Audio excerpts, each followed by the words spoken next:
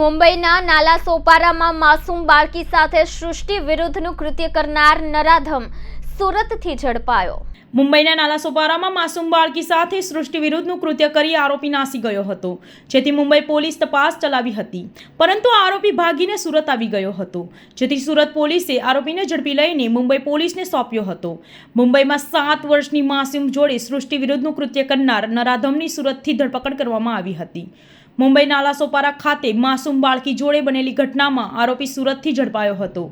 Udhna railway station નજીક આવેલી Dindoli bridge નીચેથી ધરપકડ કરી 13મી ફેબ્રુઆરીના રોજ મુંબઈમાં નાલા સોપારા ખાતે ઘટના બની હતી, જેમાં માસૂમ બાળકી એપાર્ટમેન્ટ નીચે એકલી રમી રહી હતી। તે વેળાએ અજાણ્યો ઈસમ બાળકીનું અપહરણ કરી લઈ ગયો હતો। એપાર્ટમેન્ટના ટેરેસ પર લઈ ગયા બાદ દુષ્કર્મ આચર્યું હતું। બાળકીએ બૂમાબૂમ કરી મૂકતા આરોપી ભાગી છૂટ્યો હતો। મુંબઈના મીરા ભાયંદર અચોળે પોલીસ સ્ટેશનમાં ગુનો નોંધાયો હતો, જે ગુનામાં ફરાર આરોપીની ઝડપી પાડી સુરત ક્રાઇમ બ્રાન્ચે ગુનાનો ભેદ ઉકેલી કાઢ્યો હતો। આરોપીનો કબજો મુંબઈ ક્રાઇમ બ્રાન્ચ યુનિટ 2ને સોંપવામાં આવ્યો હતો। આરોપી બગાવત શંકર મારવાડી જૂના કપડાં લે વેચનું કામ કરે છે। વધુ તપાસ મુંબઈ ક્રાઇમ બ્રાન્ચને સોંપવામાં આવી છે।